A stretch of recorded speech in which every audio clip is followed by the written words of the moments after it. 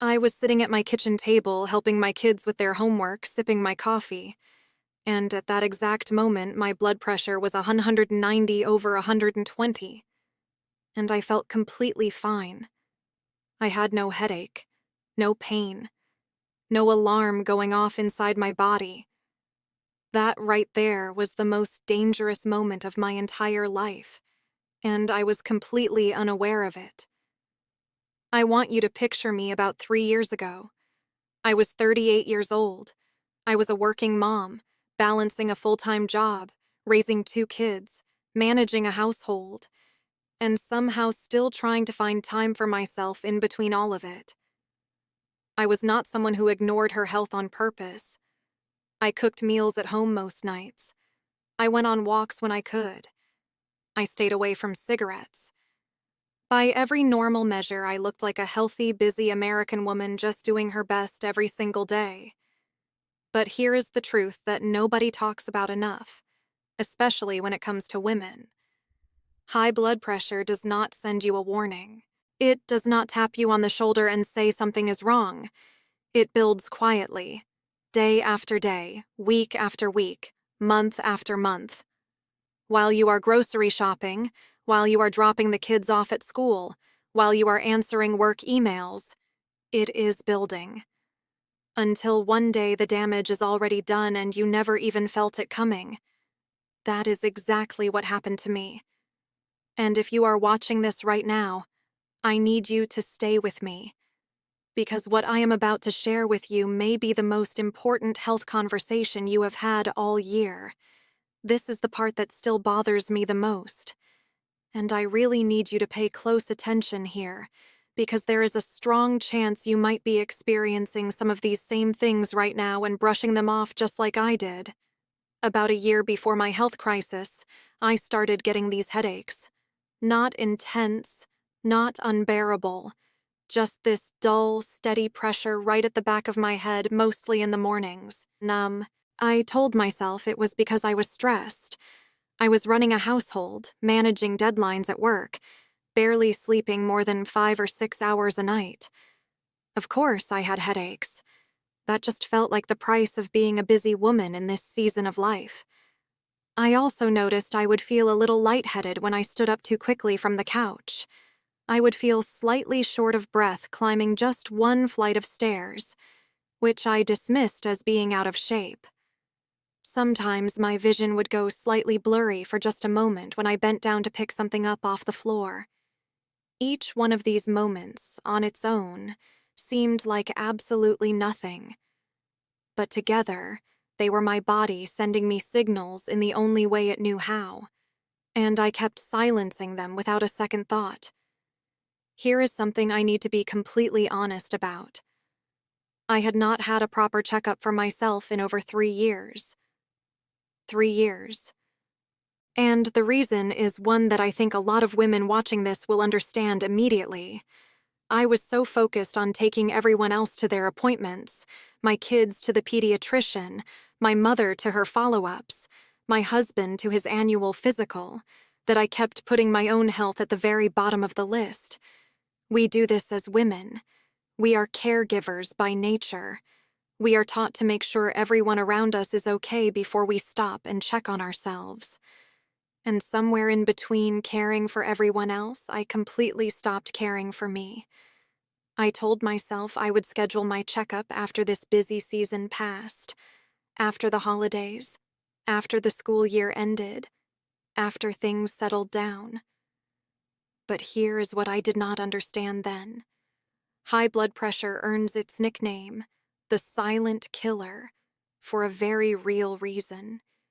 You can have dangerously high numbers for months or even years and feel completely fine on the surface, while inside your body, your blood vessels are under enormous pressure every single day, quietly, without a single obvious symptom. It started like any other Tuesday morning. I made breakfast for my kids. I packed their lunches. I dropped them off at school. I grabbed my coffee and sat down at my home office desk to start working. Everything was completely and totally normal. And then, something felt off. Not painful, not dramatic, just off. Like the room shifted slightly around me. My heart started beating differently, not faster, just harder, like it was working much harder than it should be. I felt a strange heaviness behind my eyes and a warmth in my face that I could not explain. My husband happened to walk into the room and stopped when he saw me. He said, "Babe, are you okay? You do not look right." I told him I was fine. I told him it was probably just caffeine on an empty stomach. I almost went right back to my emails. But some quiet voice inside me, said this was different. I remembered that we had bought a home blood pressure monitor 2 years earlier after my mother was diagnosed with hypertension. It was sitting unused in our bathroom cabinet. I went and got it, sat down on the edge of the bed, and took my reading. I stared at it. I did not know what that number meant, so I picked up my phone and searched it. The first result that came up said, "Hypertensive crisis.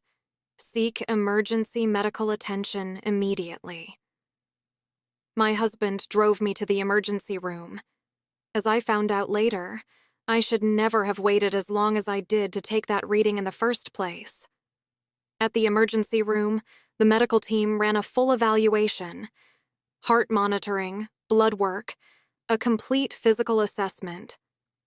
When the doctor came back into the room and sat down across from me, she said something that I have never forgotten. She said, "You are fortunate that you came in today."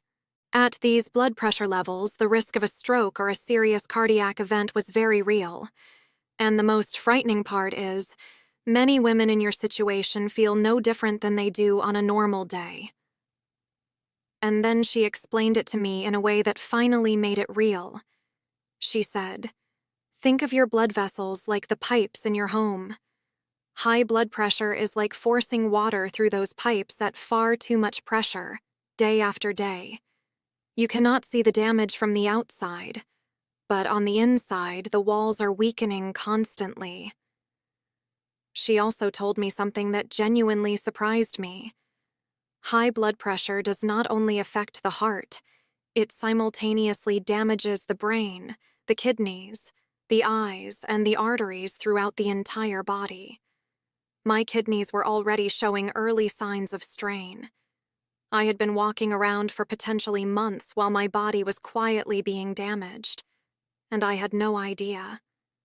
After I came home and began working closely with my doctor, I discovered that I had been making daily mistakes that I never once identified as mistakes. They just looked like normal life. The biggest one was sodium. I was not cooking what anyone would call unhealthy meals. I made soups, sandwiches, pasta dishes, quick weeknight dinners from packaged ingredients.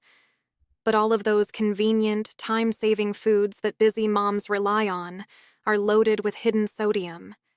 Canned goods, store-bought sauces, seasoning packets, deli meats, even bread. They all quietly push your sodium intake far beyond what your body can comfortably manage. And over time, that excess sodium raises your blood pressure steadily and consistently.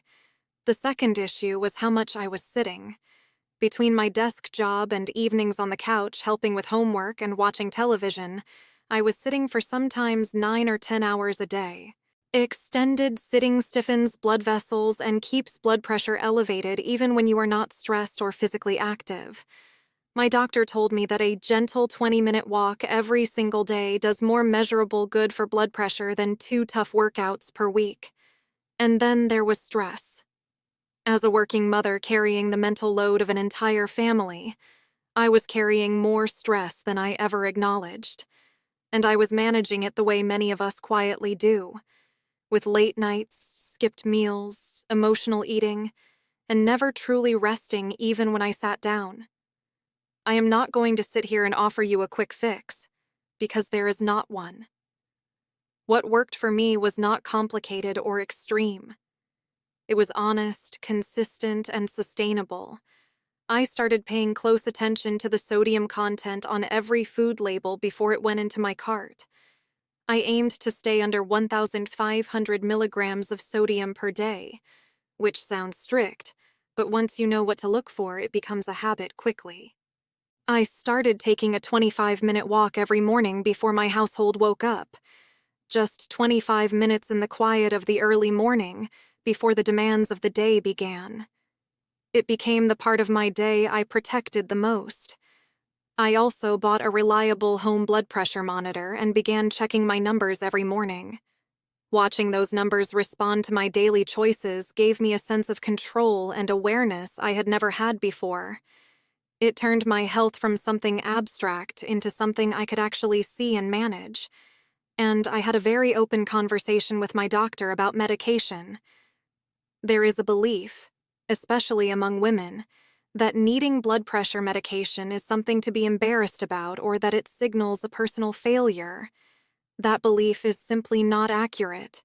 Medication is a medical tool.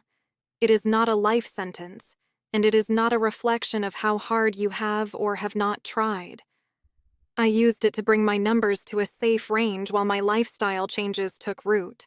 6 months later, my doctor and I were able to begin reducing the dosage together. That was a moment of real, genuine pride for me. I am not sharing this story to frighten you. I am sharing it because I was you. I was the woman who felt completely fine. I was the woman who put everyone else first and moved her own health appointment to next month, and then the month after that. I was the woman who explained away every symptom with exhaustion or stress, or just being busy. And I got very lucky. I happened to have that monitor in my cabinet. My husband happened to walk into the room at the right moment. Not every woman gets that kind of second chance. If even one woman watching this today goes and gets her blood pressure checked, or finally books that appointment she has been delaying for months, then everything I went through was completely worth talking about publicly. Please check your numbers. Please learn what those numbers mean for your health. Please talk to your doctor openly and honestly. And please, do not wait for a serious health event before you decide that you matter enough to take care of. Because you do matter. Your health matters. And the people who love you need you around. Healthy, present, and whole.